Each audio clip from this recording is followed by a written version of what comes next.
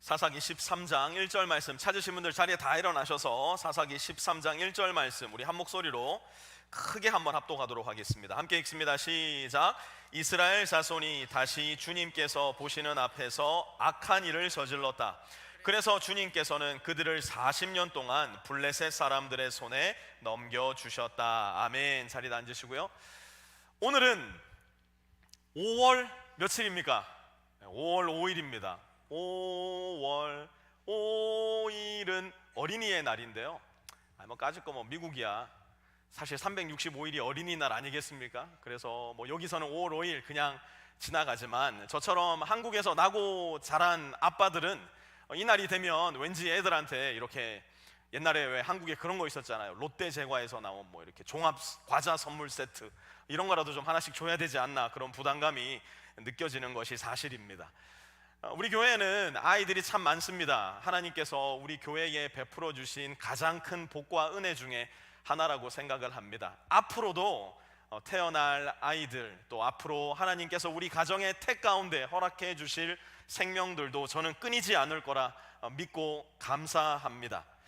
생명을 주시는 분은, 생명을 빚으시는 분은 하나님 한 분밖에는 없습니다. 우리가 하는 일이 아니에요.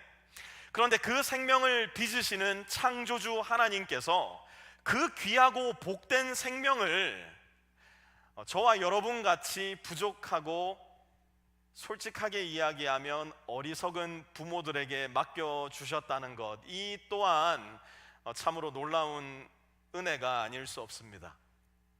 그러면 우리는 좀 진지하게 물어봐야 돼요. 그냥 아이들 키우고 아이들 돌보고 1년 지나고 나서 와, 애가 이렇게 컸냐 하기보단 하나님, 우리가 하나님께서 맡겨주신 이 생명 잘 키워야 될 텐데 우리가 어떻게 키우는 것이 하나님이 원하시는 양육입니까? 우리에게 맡겨주신 이 거대한 사명, 이 거대한 역할, 우리는 어떻게 감당해야 되겠습니까? 우린 물어야 됩니다. 앞으로 부모가 되실 젊은 부부들과 청년들도 마찬가지입니다. 나는 아이가 없으니까 나에게는 해당되는 일이 아니겠지, 천만에요. 이 준비 일찍 시작하지 않으면 아이가 태어났을 때 사실 이 준비하는 것 그렇게 쉽지 않다는 것을 여러분 곧 발견하게 되실 거예요. 오늘 우리는 사사기 13장의 말씀 속에서 하나님께서 현재의 또는 미래의 부모로서 우리에게 요구하시는 역할과 사명이 무엇일까, 그 어디에서보다 더 선명하게 발견하게 되는데요. 다시 한번 5월 5일은 어린이의 날, 이렇게 귀하고 복된 날, 우리의 아이들에게 부모된 우리는, 혹은 부모 될 우리는 어떤 선물을 주어야 할까, 오늘 말씀과 함께 공부해 봤으면 좋겠어요. 1절 말씀으로 돌아가셔서 1절 말씀 다시 한번 읽어보겠습니다. 시작. 이스라엘 자손이 다시 주님께서 보시는 앞에서 악한 일을 저질렀다. 그래서 주님께서는 그들을 40년 동안 블레셋 사람들의 손에 넘겨주셨다. 아멘. 여러분, 그동안 사사기 1장에서 13장을 공부하면서 우리는 사사기 안에서 지겹도록 반복되었던 패턴 하나를 발견하게 되었습니다. 이스라엘 사람들이 하나님을 떠나 죄를 짓고 타락하면 하나님께서 이스라엘 백성에게 시련을 보내주셨어요. 하나님이 이스라엘 백성들을 심판하셨어요. 그러면 그 심판 가운데 이스라엘 백성들은 하나님을 향해 얼굴을 돌리고 회개함으로 인해서 하나님의 구원을 얻는 이 사사기의 패턴, 우리는 지겹도록 계속해서 반복해서 살펴본 것입니다. 그런데 오늘 본문 13장에는 이 사사기의 패턴 중에 대단히 중요한 하나의 요소가 빠져 있습니다. 그게 무엇이냐? 바로 회개예요.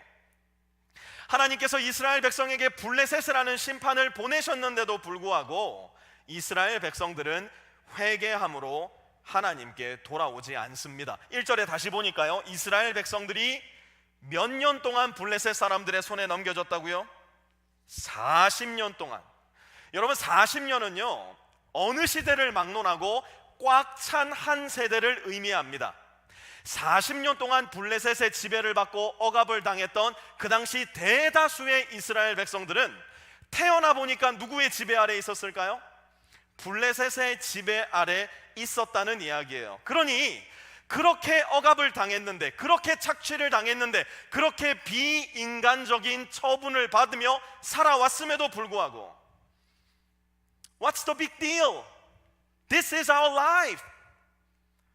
그러한 삶이 그들의 인생이 되어버린 거예요. 그러니 하나님께 돌아감으로 말미암아 구원을 받고 자유를 얻어야 되는데 그만 하나님께 돌아가는 길을 잃어버린, 회개 자체가 불가능한 상태에 이르러버리고 만 겁니다. 저는 오늘날 우리의 세대를 보면서, 우리의 교회들을 보면서 그런 두려움을 느낄 때가 많이 있습니다. 우리가 교회는 다니지만 어쩌면 진짜 하나님을 제대로 경험하지 못하면서 그저 무늬만 그럴듯한 종교인으로 오늘을 살아가고 있지는 않을까. 하나님은 하나님의 선하심을 맛보아 알지어다. 그 얘기는 뭘까요? 너와 내가 직접 만나자, 너와 내가 직접 사귀자 말씀하신 것인데, 오늘날 우리가 유튜브를 보면서, 먹방을 보면서 저 사람이 먹는 맛있는 음식을 내가 직접 맛보지는 않으면서 대리 만족을 느끼면서 아, 저 음식 맛있지 착각하는 것과 같이, 혹시 하나님을 맛보지 못하면서도, 하나님과 교제하지 않으면서도, 하나님을 알지도 만나지도 참 만족을 맛보지도 못하면서도 그냥 이렇게 그저 교회만 다니는 게 그리스도인의 삶이지, 이게 전부지, 혹여나 우리가 착각하고 있지는 않을까. 때로는 두렵고 때로는 걱정스럽고, 솔직히 말씀드리자면 가슴 깊이 답답한 마음이 느껴질 때가 있는 것이 사실입니다. 이렇게 주님을 참으로 맛보지 못하는 시간이 점점 길어지면 오늘 본문 속 이스라엘 사람들의 상황을 우리도 맞닥뜨리게 되는 거예요. 하나님께 돌아가는 길을 완전히 잃어버리는 겁니다. 그럼에도 불구하고 우리에게 있어 굿뉴스, 곧 복음은 무엇인가? 하나님은 언제나 항상 우리의 상태와 관계없이, 우리의 지금 상황과 관계없이, 우리의 지금 마음과 전혀 관계없이 먼저 저와 여러분을 찾아와 주시는 분이라는 사실이에요. 심지어 내가 하나님을 바라지도 않아요. 하나님을 늘 외면해요. 하나님을 늘 무시해요. 그럼에도 불구하고 하나님은 저와 여러분을 향해 먼저 다가와 주시는 분이에요. 오늘 말씀 2절에서 5절 한번 같이 읽어보겠습니다. 2절에서 5절입니다. 함께 읽습니다. 시작. 그때에 소라 땅의 단 지파의 가족 가운데 마노아라는 사람이 있었는데 그의 아내는 임신할 수 없어서 자식을 낳지 못하였다. 주님의 천사가 그 여인에게 나타나 말하였다. 보아라, 내가 지금까지는 임신할 수 없어서 아이를 낳지 못하였으나 이제는 임신하여 아들을 낳게 될 것이다. 그러므로 이제부터 조심하여 포도주나 독한 술을 마시지 말아라. 부정한 것은 어떤 것도 먹어서는 안 된다. 내가 임신하여 아들을 낳을 것인데 그 아이의 머리에 면도칼을 대어서는 안 된다. 그 아이는 모태에서부터 이미 하나님께 바쳐질 나실 사람이기 때문이다. 바로 그가 블레셋 사람의 손에서 이스라엘을 구하는 일을 시작할 것이다. 아멘. 여러분 5절 중간쯤에 보시면요, 나실 사람이라는 낯선 말이 나오는데요, 민수기 6장에 가서 보면 이 나실 사람이 어떤 사람인지에 대한 자세한 설명이 나옵니다. 나실이는 하나님께 온전히 바쳐진 사람, 하나님께 서원된 사람으로서 세 가지 외형적인 규칙을 꼭 지켰어야 했는데요, 첫 번째는 포도로 된 것은 어떤 것도 먹어서는 안 됐어요. 포도주는 당연히 마시면 안 되고요, 포도 과즙도 먹으면 안 돼요. 건포도도 먹으면 안 되고, 오늘날로 치면 마이쮸 포도맛 안 됩니다. 새콤달콤 포도맛도 안 돼요. 왜 그러냐?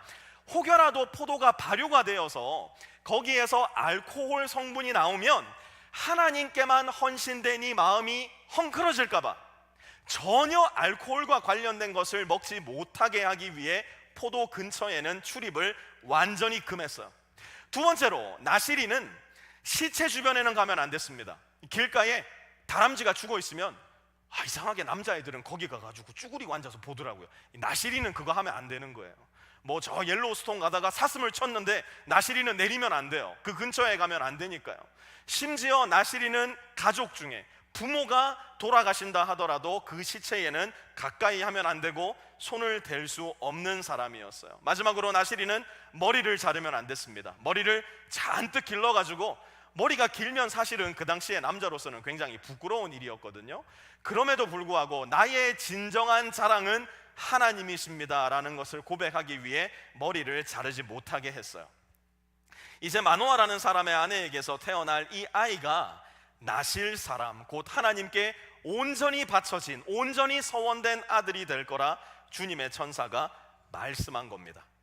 그리고 5절 후반절에 보니까 바로 그가 이스라엘을 구하는 일을 시작할 것이다 라고 말씀을 하고 있는데요. 자, 다음 주와 다다음 주 말씀의 스포일러가 되기는 하겠지만, 우리가 오늘 이 13장에서 말씀하고 있는 사사, 14장에서부터 본격적으로 드러날 사사, 아직 태어나지도 않았고 어미의 뱃속에 아직 들어있지도 않은 이 사사의 이름, 사사기에서 가장 유명한 이 사람은 누구일까요? 네, 삼손이에요. 삼손. 그렇다면 이 삼손은 이스라엘을 블레셋 사람의 손에서부터 구원할 수 있었을까요? 정답부터 말씀드리자면 삼손은 이스라엘을 블레셋 사람으로부터 구원해내지 못합니다. 5절 후반절 다시 한 번만 보세요. 삼손은 블레셋 사람의 손에서 이스라엘을 구하는 일을 어떻게 할 거라고요? 시작할 뿐이었어요. 그렇다면 블레셋 사람으로부터 이스라엘을 구원할 마지막 사람, 이스라엘을 블레셋 사람으로부터 완전하게 구원할 사람은 누구였을까요? 바로 다윗이었습니다. 블레셋 사람의 장수인 골리앗을 죽이고 블레셋으로부터 이스라엘을 완전히 자유케 한 사람은 바로 다윗이었어요. 사사 삼손이 시작한 일을 왕 다윗이 마무리한 겁니다.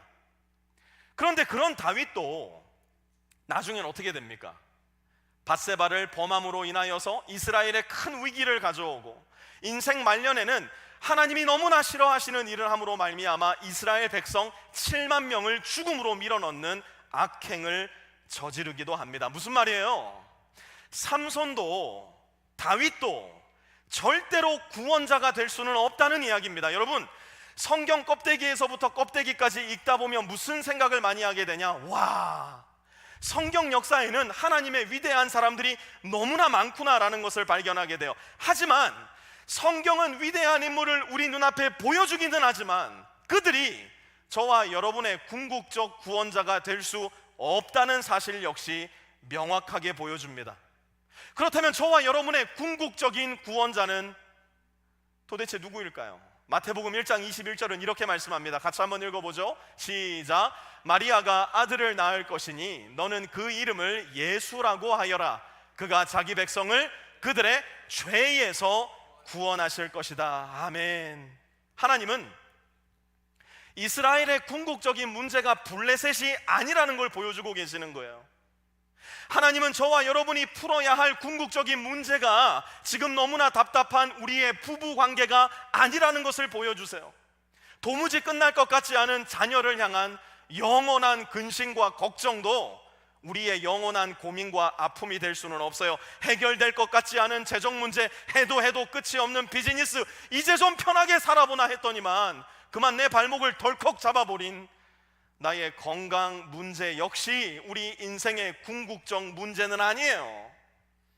이 생을 살아가면서 겪게 되는 모든 크고 작은 문제들은 결국 어디를 겨냥하고 있을까요? 우리의 영원한 목숨을 집어삼키는 죄와 죽음의 문제, 그것이 바로 저와 여러분이 궁극적으로 구원받아야 할 우리의 원수라는 겁니다. 바로 그 원수로부터 우리를 구원하기 위해 이 땅에 오신 분, 바로 그 죄로부터 우리를 능히 건져내실 수 있는 분, 우리를 구원하는 일을 시작하실 뿐만 아니라 완전히 마무리하신 분, 그분이 바로 우리 구주 예수 그리스도시라는 것을 우리는 기억해야 된다는 것이에요. 그분이 바로 우리의 복음이라는 것, 그것이 우리는 사사기를 공부하면서도 발견할 수 있는 복음의 흔적임을 기억해야 됩니다. 흥미롭게도 사사기 13장은 사사기에서 가장 긴 분량을 차지하고 있는 유명한 사사 삼손의 이야기를 준비하면서 엉뚱하게도 삼손의 엄마와 아빠 이야기로 한 장을 통째로 할애를 해버립니다. 우리는 이 이야기 속에서 저와 여러분이 지금 키우고 있는, 또한 앞으로 키우게 될 우리 아이들에게 복음을 전해주고 들려주고 보여줄 수 있는 대단히 중요한 실마리 세 가지를 발견하게 되는데요, 우리는 아이들에게 도대체 어떤 선물을 주어야만 하는 것일까? 하나님은 우리를 통해 아이들에게 어떤 선물이 배달되기 원하시는 것일까? 하나님이 우리를 통해 우리 아이들에게 전해주기를 원하시는 선물, 첫 번째, 그것은 바로 아빠와 엄마의 친밀한 관계입니다. 아빠와 엄마의 친밀한 관계예요. 6절 한번 같이 읽어볼까요? 6절입니다. 시작. 여인은 곧바로 남편에게 가서 말하였다.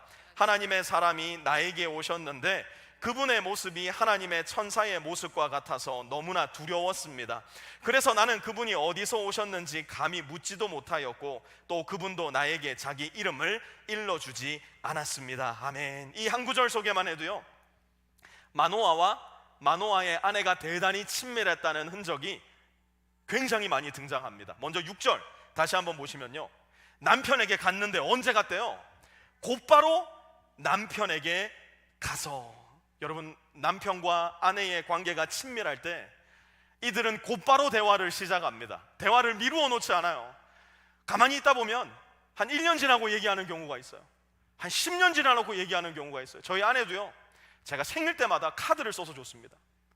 저는 이렇게 뭘 쓰는 걸 좋아해가지고 카드를 막 10년 동안 써서 줬는데, 결혼하고 10년 지나고 나서 저한테 하는 얘기가, 카드는 이제 그만 됐으니까 선물을 좀 갖고 오라 그러더라고요. 전 진짜 몰랐어요. 왜냐면 제가 연애할 때 한 번은 편지를 36장을 써서 준 적이 있어요. 너무 좋아하길래 이거구나, 편지를 10년 동안 쓴 겁니다. 10년째 되는 날 생일 카드를 쓰레기통에서 제가 발견했어요. 아니, 이거를 왜 쓰레기통에 이렇게 넣어놨냐고 그랬더니, 여보, 이제 카드는 됐으니까 선물 좀 가지고 오세요. 저한테 그때서야 얘기해 주더라고요. 친밀한 부부는 10년 대화를 미루지 않는다니까요. 곧바로 대화를 시작하신다니까요. 특별히 여러분, 혹여라도 이런 부부 계시다면 조심하세요.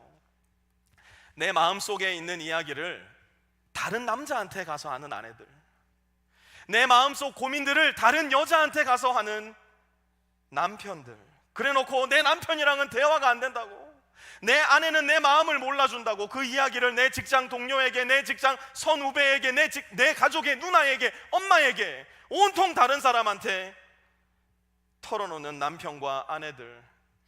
여러분, 정말 내 남편이랑 대화가 안 되십니까? 정말 내 아내랑 대화가 안 되십니까? 답답한 소리 하지 마세요. 바로 그 여자와 바로 그 남자와 불과 3년 전, 4년 전, 7년 전, 8년 전, 15년 전, 16년 전 그렇게 대화를 나누고 또 나눠도 또 대화할 게 남아 있었잖아요.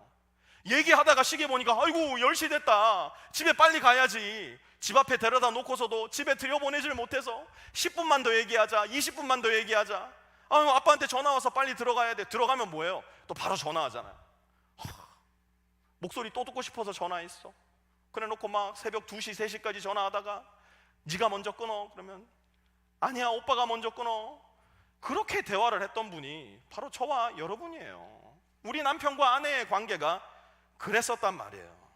우리는 친밀한 관계 속에 있지 않은 게 아니에요. 남편들, 아내들 잘 기억하세요. 우린 다 친밀한 관계 가운데 있어요. 하지만 그 친밀함의 소중함을 내가 지금 무시하며 살아가는 거라고요. 친밀하지만 그 친밀함을 존중하지 않는 남편과 아내들. 친밀한 관계는 그 이야기가 어떤 이야기든 곧바로 남편에게, 아내에게 할 수 있는 관계예요. 또한 친밀한 관계는 나도 긴가민가한 이야기를 솔직하게 털어놓을 수 있게 합니다. 6절 이어서 보니까요, 하나님의 사람이 나에게 오셨대요. 여러분, 이런 이야기 쉽게 할 수 있는 이야기가 아니에요. 만약 이 두 사람이 친밀한 관계 속에 있지 않았다면 마노아의 아내는 틀림없이 이런 생각했을 거예요. 아유, 하나님의 사람이 나한테 왔다 그러면 또 내 남편 미스터 마씨가 쓸데없는 소리 한다고 구박이나 하겠지. 네가 잘못 봤겠지, 네가 잘못 들었겠지, 네가 꿈이나 꿨겠지, 에라이 그냥 말하지 말자 했을 텐데, 마노아의 아내가 나도 긴가민가한 이 신비스러운 이야기를 나눌 수 있었던 이유는 이 두 사람이 그만큼 친밀한 관계 속에 있었음을 증거하는 일일 겁니다. 또 한 가지, 이 두 사람이 친밀한 관계 속에 있었다는 결정적인 증거는 뭘까? 이 두 사람은 자기의 사명, 자기 자녀의 사명을 거리낌 없이 나누는 사람들이었어요. 7절 한번 볼까요? 같이 읽습니다. 7절입니다. 시작. 그런데 그분이 내게 말하기를 내가 임신하여 아들을 낳을 것이니 이제부터 포도주와 독한 술을 마시지 말고 부정한 것은 어떤 것도 먹어서는 안 된다고 말했습니다. 그 아이는 모태에서부터 죽는 날까지 하나님께 바쳐진 나실 사람으로 살아야 하기 때문이라고 했습니다. 아멘. 우리는 이제, 우리 부부는 이제, 우리 가정은 이제 어떤 삶을 살아야 할까? 내 자녀는 하나님 앞에서 어떻게 커가야 할까? 그야말로 두렵고 떨리는 우리의 인생 이야기, 사명 이야기, 내 아이의 비전 이야기, 이러한 이야기를 거침없이 나눌 수 있는 부모야말로, 이러한 이야기를 거침없이 나눌 수 있는 친밀한 관계야말로 우리 자녀들에게 전해 주어야 할 가장 소중한 선물이 될 거예요. 두 번째로 우리 자녀들에게 전해 주어야 할 가장 소중한 선물, 그것은 바로 엄마와 아빠의 깊은 기도가 될 겁니다. 엄마와 아빠의 깊은 기도. 8절 우리 한번 같이 읽어봤으면 좋겠는데요. 8절입니다. 시작. 이 말을 듣고 마노아가 주님께 기도드렸다. 주님, 우리에게 보내셨던 하나님의 사람을 우리에게 다시 오게 하셔서 태어날 아이에게 어떻게 하여야 할지를 우리에게 가르치게 하여 주십시오. 아멘. 부부 사이의 친밀한 관계는 부부가 자녀를 위해 함께 기도하는 관계로 우리를 이끌어 갑니다. 마노아가 8절에서처럼 이렇게 기도할 수 있었던 이유는 무엇이었을까요? 아내를 신뢰했기 때문이에요. 아내의 이야기를 경청했기 때문이었어요. 재밌는 건 뭔지 아세요? 9절 한번 보세요. 주님께서 마노아의 기도를 어떻게 했대요? 들어주셔서. 자, 그러면 주님이 마노아의 기도를 들으셨잖아요. 주님의 천사를 나에게 보내주십시오 했는데 지금 주님의 천사를 누구한테 보내줬냐면 9절 이어서 보니까 주님의 천사가 다시 여인에게 왔다. 기도는 마노아가 했는데, 마노아가 하나님의 천사를 보내달라고 했는데 하나님은 주님의 천사를 아내에게 보내셨어요. 그런데 그 이유가 여기에 있는 것 같아요. 이어서 9절 계속 보니까요, 그때에 그 여인은 밭에 앉아 있었는데 남편 마노아는 아내와 함께 있지 않았다. 여러분, 마노아의 아내가 밭에 앉아서 뭘 하고 있었을까요? 마노아의 아내는 틀림없이 지난날 자신에게 나타났던 천사의 이야기를 마음 가운데 다시 되뇌이고 묵상하고 또다시 하나님의 말씀을 듣게 될 것을 기대하는 마음으로 기도하고 있었을 겁니다. 사랑하는 성도 여러분, 우리도요 좀 앉아 있어야 돼요. 좀 가만히 좀 있어야 돼요. 하여튼 우리는 삶에 이 여백이 없어요. 여백이. 삶의 고요한 시간이 없고요, 삶 가운데 고독이 존재하지 않습니다. 어디를 가도 가만히 있지 못하고 빈틈의 시간, 묵상의 시간, 고요와 침묵의 시간을 다 견디지를 못해요. 여러분, 창밖에 뭉게뭉게 떠있는 하얀 구름을 마지막으로 본 게 언제셔요? 창밖으로 밤에 들려오는 풀벌레의 소리를 가만히 듣고 계셨던 마지막 시간이 도대체 언제이셔요? 들가에 피어있는 꽃을 보고 쭈그리고 앉아서 그 꽃을 가만 바라보셨던 마지막 시간은 언제이신지 기억나십니까? 여러분, 다음에 스타벅스 가시면 한번 보세요. 이렇게 줄이 서 있을 때 그냥 가만히 서 있는 사람이 아마 아무도 없을 거예요. 다 뭐 하고 있을까요? 다 핸드폰 보고 있습니다. 이게 너무 가슴 아픈 광경이에요. 여러분, 제가 말씀드렸잖아요. 자동차 타고 가다가 신호 걸리면 옆에 한번 보라고. 다 뭐 하고 있을까요? 그 짧은 시간을 못 견디는 거예요. 심지어 여러분, 좀 더럽지만 여러분 아침에 똥 누러 갈 때 가장 프라이버시가 보장되어야 할 그 시간 뭐 갖고 가요? 전화기 갖고 가시잖아요. 우리는 삶의 여백, 삶의 고독, 삶의 침묵을 전혀 견디지 못하는, 어쩌면 영적으로 너무나 위험한 시대에 살아가고 있는지도 모르겠어요. 그러니 주님도 우리한테 말씀하실 시간이 없으신 거예요. 삶의 여백이 있어야, 삶의 공간이 있어야, 삶의 침묵이 있어야 주님이 말씀을 해주실 텐데 모든 여백을 소음으로 채워버리니 하나님도 말씀하실 수가 없는 거예요. 반면 마노아의 아내는 잠잠히 앉아서 하나님을 묵상하고 하나님께 기도하는 일을 잘했던 것 같아요. 그런 사람에게 하나님은 나타나기를 지체하지 않으셨어요. 마노아의 아내는 천사를 보자마자 남편을 급히 하나님의 천사에게로 데려옵니다. 그리고 천사를 본 마노아는 망설임 없이 이렇게 말해요. 12절 같이 한번 읽어봅니다. 12절입니다. 시작. 마노아는 그에게 지난번에 한 그 말이 이루어질 때에 그 아이가 지켜야 할 규칙은 무엇이며 또 그 아이가 할 일은 무엇이냐고 물었다. 아멘. 사랑하는 성도 여러분, 이것이야말로 엄마와 아빠가 자녀들을 위해 해야 할 기도예요.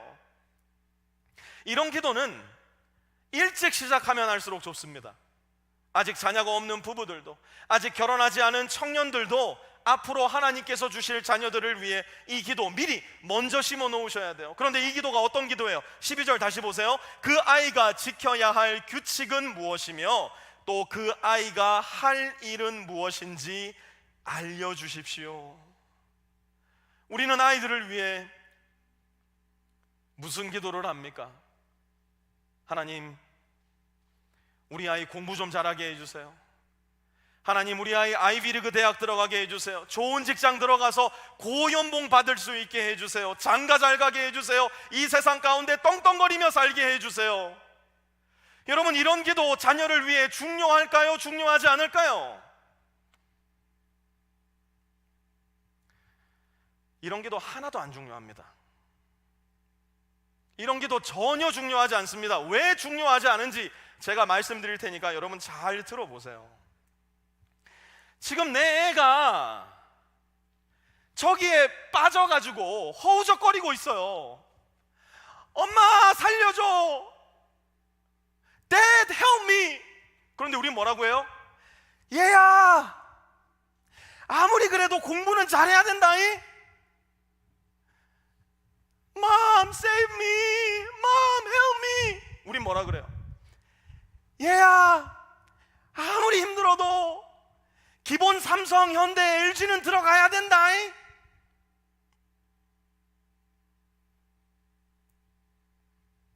애는 영원한 멸망의 굴레에 씌어진 채 조금씩 빠져 죽어가고 있는데도 우리는 아이한테 이 세상의 기준을 요구하고 있는 거예요. 아니, 애가 죽어가고 있는데 구글 CEO가 되면 무슨 소용이 있겠으며, 애가 영원한 멸망으로 빠져 들어가는데 10,000 스퀘어 핏 되는 집에서 살면 도대체 무슨 소용이 있느냐고요. 애를 먼저 살려야 될 거 아니에요. 애를 먼저 건져야 될 거 아니에요. 주님, 내 아이가 살기 위해서 알아야 될 하나님의 말씀이 뭡니까? 내가 아이를 하나님의 말씀으로 어떻게 가르쳐야 됩니까? 우리 아이가 하나님의 나라를 위해 어떻게 살아가야 될지 제가 어떻게 가르쳐야 되겠습니까? 먼저 그 나라와 그 의를 구하는 기도를 부모된 저와 여러분이, 미래의 부모된 청년들과 젊은 부부들이 먼저 심어 놓아야 그 다음에서야 다른 기도가 의미가 있지.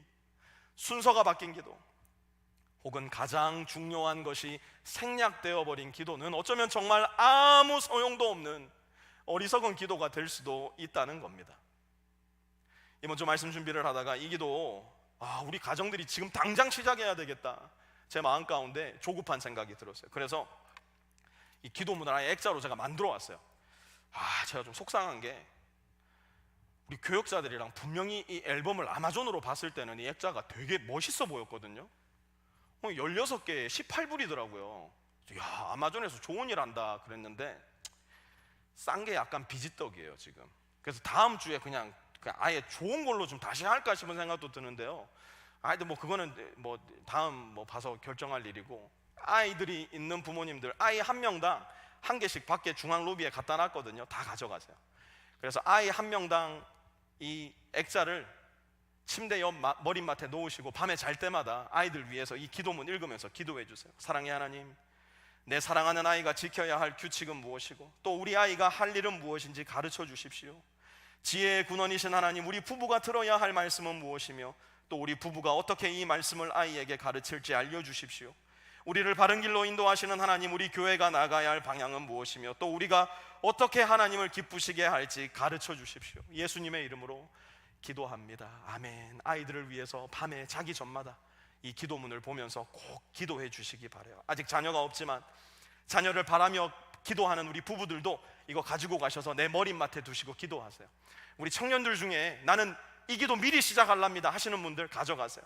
가져가셔서 모두 잠자기 전에 기도하시기 바랍니다. 여러분, 제가 단언합니다. 이 기도 부모가 함께 하나님 앞에 드리는 깊은 기도가 아이에게 주는 아이폰 최신 기종보다 이제 운전할 때가 되어서 무슨 차를 선물해 줄까, 고급 차를 선물해 줄까, 대단한 차를 비교도 안 될 선물이 될 거예요.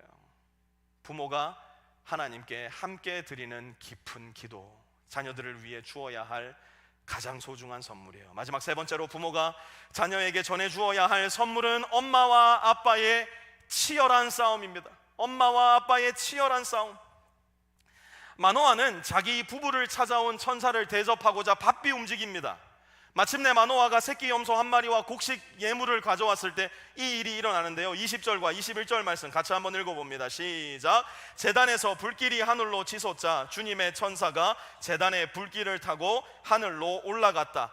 마노아와 그의 아내는 이것을 보고 얼굴을 땅에 대고 엎드렸다. 주님의 천사가 마노아와 그의 아내에게 다시 나타나지 않자 그제야 마노아는 비로소 그가 주님의 천사인 줄 알았다. 아멘. 마노아의 아내는 처음부터 알고 있었어요. 아, 주님의 천사구나. 근데 마노아는 지금까지 자기 앞에 있는 이 존재가 주님의 천사라는 사실을 전혀 몰랐어요. 하지만 그의 눈앞에서 일어난 바로 이 신비한 사건으로 인해서 그가 마주했던 대상은 하나님의 천사요, 하나님의 본체가 현현하신 존재라는 사실을 깨닫게 되고 겁에 질려 아내에게 이렇게 말합니다. 22절. 우리가 하나님을 보았으니 우리는 틀림없이 죽을 것이요. 그러자 마노아의 아내가 뭐라고 대답하는가? 23절. 만일 주님께서 우리를 죽이려 하셨다면 우리의 손에서 번제물과 곡식 예물을 받지 않으셨을 것이며 또 우리에게 이런 모든 일을 보이거나 이런 말씀을 하시지도 않으셨을 겁니다. 여러분, 마노아의 아내가 나라면 지금 마노아가 답답했을까요? 안 답답했을까요? 솔직히 마노아의 아내는 남편이 얼마나 답답했겠습니까? 아마 우리 교회에도 남편을 바라보는 아내의 마음이 답답해 죽을 것만 같은 아내들이 많을 거예요. 제 아내도 10년 지나고 막 얘기하잖아요. 저를 보면 일주일에 한 2번씩 얘기해요. 좀 답답해 죽겠다고. 예나 지금이나 남편을 바라보는 아내의 마음이 답답한 이유는 뭐냐? 제가 가만 생각해 봤어요.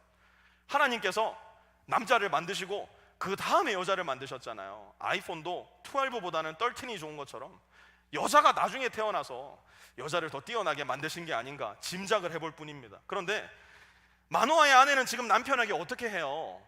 다툽니다. 피하지 않습니다. 그런데 인격적으로 다퉈요.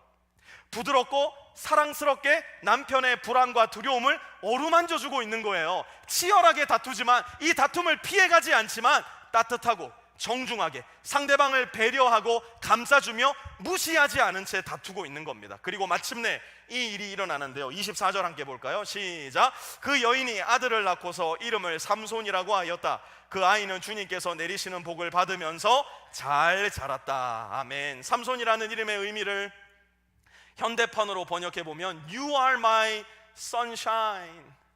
오, 나의 태양. 왜 아니었겠어요? 마노아와 그의 아내에게 삼손은 그야말로 You are my sunshine boy. 너는 정말 태양 같은 내 아들이야 고백할 수 있었을 겁니다. 그런데 이런 sunshine boy, 하나님의 택함을 받은 사사 삼손의 힘은 어디에서 나온 것일까요? 우리는 흔히 삼손의 힘이 머리카락에서 나왔다 생각하지만 아니에요. 24절 후반절 한번 보세요. 그 아이는 주님께서 내리시는 뭘 받았다고요? 복을 받으면서. 25절도 한번 보실래요? 주님의 무엇이? 영이 처음으로 그에게 내렸다.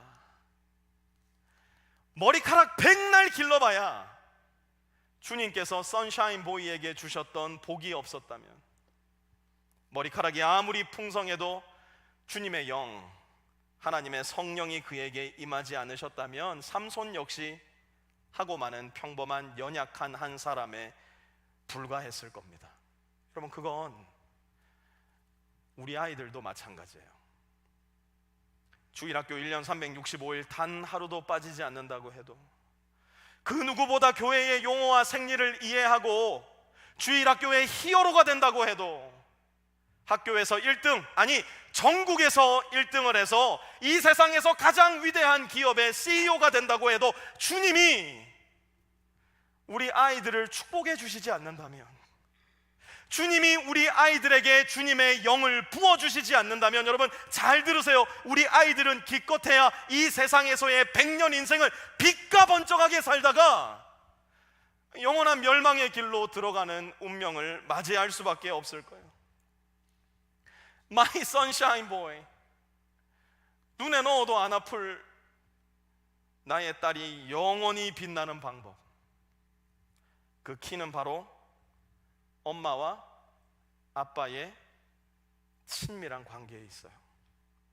엄마와 아빠가 자녀를 위해 함께 하나님께 올려드리는 깊은 기도에 있고요, 피하지 않고 치열하게 다투지만 서로를 존중하고 감싸주는 다툼, 그리고 그 안에서 아이들의 눈에 보여지는, 엄마와 아빠를 통해 그 집에서 환하게 빛나는 복음의 빛에 있어요. 아이들은 저와 여러분이 왔다 갔다 하는 이 교회 생활을 보고 하나님을 발견하는 것이 아니라, 나의 가정에서 숨길 틈 없이 보여지고 들려지는 엄마 아빠의 삶을 보고 하나님을 발견하는 겁니다. 그래서 하나님은 우리의 입을 본다 말씀하시는 것이 아니라 너희의 열매를 보겠다, 너희의 삶을 보겠다 말씀하신 겁니다. 조지 바나 그룹이라는 리서치 기관에서 크리스찬 부부, 예수님을 믿지 않는 부부가 아니에요, 크리스찬 부부를 대상으로 이런 설문조사를 한 적이 있었어요. 예수님을 믿는 배우자입니다. 내 배우자에게 가장 듣고 싶지만 가장 듣기 힘든 말이 무엇입니까? 설문조사를 했어요. 3등이 뭐였냐면 I love you 였어요. I love you. 내 남편에게, 내 아내에게 이 이야기 듣고 싶은데 안 해준다는 거예요. 2번이 뭐였냐면 I'm sorry 였어요. I'm sorry. 1번이 뭐였을까요? Thank you. 고마워. 어쩌면 우리 가정들은요, 이 세 마디 말만 진실되게, 정직하게, 그리고 자주 서로에게 해줄 수만 있다면 친밀한 관계, 하나님께 드리는 깊은 기도, 정중한 다툼 잘 해낼 수 있을지도 몰라요. 그래서 여러분들께 좀 부탁 한번 드려볼게요. 지금 옆에 내 아내가 앉아있다면, 내 남편이 앉아있다면 한번 서로의 손을 잡아보세요. 어떤 분들 그런 얘기 하시더라고요. 결혼했는데 손을 잡냐고. 손 잡는 거는 연애하는 애들이나 하는 짓이지, 천만에요. 연애하는 애들은 손 잡으면 안 됩니다. 결혼하고 손 잡아야죠. 부부들이 손 잡아야지. 그리고 조금 수줍더라도 한번 서로의 눈을 바라봐 보세요.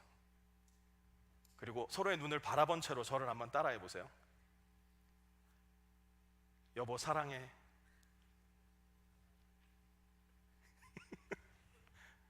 그 다음에 2번, 여보 미안해. 1번, 여보 고마워. 참, 앞에서 보는데 가관입니다. 가관. 참, 말만 하는 건데도 더럽게 못합니다 우리는, 그죠? 근데 제가 이럴 줄 알았어요. 저도 그렇거든요. 이제 신기한 거 하나 보여드릴게요. 예수님은 내 남편도 하나 제대로 사랑하지 못하는 나에게, 예수님은 내 아내도 제대로 품어주지 못하는 나에게 이렇게 말씀하세요. 내가 그런 너를 위해서 내 몸을 찢어서 아낌없이 준다. 내가 그런 너를 위해서 내 몸에 있는 모든 피와 물을 흘려 너에게 준다. 사랑할 실력이라고는 눈꼽만큼도 없는 너를 위해서 사랑의 본체된 내가 나의 모든 것을 너에게 내어준다. 그러니 너는 나를 사랑한다 말하지 말고 이제 네 옆에 있는 남편과 아내를 나에게 받은 사랑으로 사랑해 주어라. 그 사랑을 내가 받겠다. 주님은 우리에게 그렇게 말씀하세요. 그래서 성찬은 사랑할 실력도 없고 사랑할 수 있는 능력도 없는 나에게 사랑할 수 있도록, 사랑하고 싶도록 사랑의 연료와 사랑의 양식을 제공해 주는 거예요. 그 연료가 뭔데요? 그 양식이 뭔데요? 주님의 찢겨진 몸이고 주님의 흘려진 피인 겁니다. 내 안에 사랑이 너무 없어서, 사랑의 실력도 근본도 능력도 없어서, 야, 오늘 내가 이 능력, 이 실력, 이 근본을 좀 받아야 되겠다 싶은 분들, 겸손한 마음으로 성찬을 좀 준비해 주셨으면 좋겠고요. 혹시 성찬을 준비하지 못하신 분들은 들어오는 입구에 있는 성찬 용기를 가지고 오셔서 성찬에 동참해 주시기를 부탁드리겠습니다. 먼저 위에 있는 주님의 몸을 상징하는 과자를 준비해 주셨으면 좋겠고요.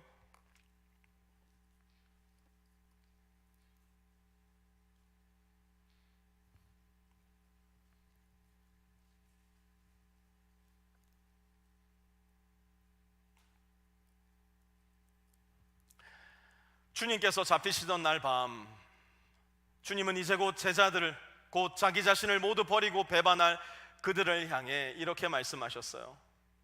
이것은 너희를 위하여 찢기는 나의 몸이니 이것을 행할 때마다 나를 기억하여라.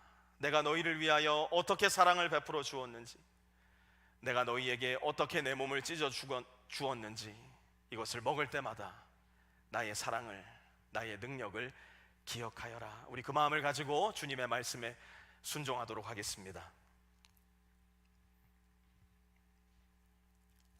주님의 피를 상징하는 주스도 준비해 주시고요.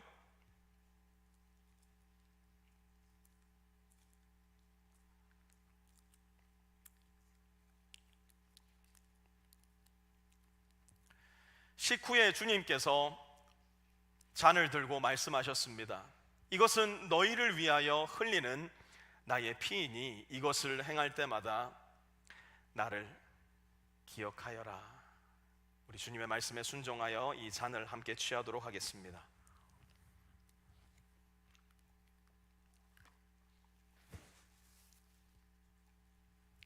다시 한번 주님의 말씀을 들으시기 바랍니다. 내가 너희를 사랑한 것과 같이 너희도 서로를 사랑하여라. 만약 주님의 말씀이 사실이라면 주님의 살을 먹은 우리, 주님의 피를 마신 우리, 그래서 주님의 사랑을 우리 안에 받은 우리는 이제 주님처럼 사랑할 수 있는 능력을, 주님처럼 사랑하고 싶은 새로운 욕구를 받은 사람들이 된 겁니다. 사랑을 먼저 받았기 때문에, 내 안에 예수님의 사랑이 이미 들어오셨기 때문에 이제는 그 사랑으로, 내가 먼저 받은 사랑으로 나의 아내를, 나의 남편을, 또한 우리의 이웃들을 사랑하는 사람들이 되는 겁니다. 우리 부부들, 이제 사랑의 연료를 받으셨으니, 사랑의 양식을 잡수셨으니 다시 한번 용기를 내셔서 옆에 있는 아내의 손을 잡고 얼굴을 한번 마주 보시겠습니까? 그리고 이렇게 함께 고백해 봅시다. 여보, 사랑해요. 사랑의 양식을 받아도 여전히 잘 안 되지만 그래도 계속해 봅시다. 여보, 미안해요. 여보, 고마워요. 그리고 잡은 손을 그대로 놓지 마시고 함께 우리의 가정을 위해서, 우리의 부부를 위해서, 또한 우리의 자녀를 위해서 함께 기도하는 시간 갖기 원하는데요. 하나님, 우리 부부가 하나님께서 보여주신 그 사랑으로 서로를 사랑하는 친밀한 관계에 들어가게 해주십시오. 주님께서 우리를 위해 하신 그 기도로 우리의 자녀들을 위해 기도하게 하여 주십시오. 다툼이 있겠지만 따뜻하고 정중하게 다툴 수 있는 우리 부부가 되어 우리의 아이들에게 천국의 복음을 우리의 삶으로 전하는 주님 닮은 부부 될 수 있게 도와주십시오. 우리 함께 이 시간 조용한 목소리로 함께 기도하기 원합니다. 사랑의 아버지 하나님, 오늘 주님의 찢긴 몸과 주님의 흘린 피를 받은 우리 빛의 성도들, 우리에게는 사랑의 실력도 없고 사랑의 근원도 없고 사랑의 능력도 없지만 주님의 살을 받았으니, 주님의 피를 마셨으니 이제 용기를 가지고 새로운 욕망을 가지고 나의 아내를, 나의 남편을, 나의 자녀를, 우리에게 주어진 우리의 이웃들을 주님과 같이 사랑하는 아름다운 사람들로 살아갈 수 있도록 주님 은혜를 베풀어 주시옵소서. 이제는 우리 주 예수 그리스도의 은혜와 하나님 아버지의 무한하신 사랑하심과 성령의 내주 교통하심이 오늘 주님의 살을 먹고 주님의 피를 마심으로 새로운 힘과 능력, 새로운 사랑의 실력을 가지고 나에게 맡겨주신 우리의 아이들, 나에게 보내주신 나의 한 몸 남편과 아내를 사랑하고 섬기리라 다짐하는 가운데 세상 가운데로 나가 세상 사람들에게도 주님의 사랑을 전하기로 작정하는 우리 모든 빛의 성도들 머리머리 위에와 우리의 가정들 위에, 자녀들 위에, 사업과 기업과 관계와 모든 학업들 위에도 이제로부터 영원토록 함께 하옵시기를 간절히 축원하옵나이다. 아멘.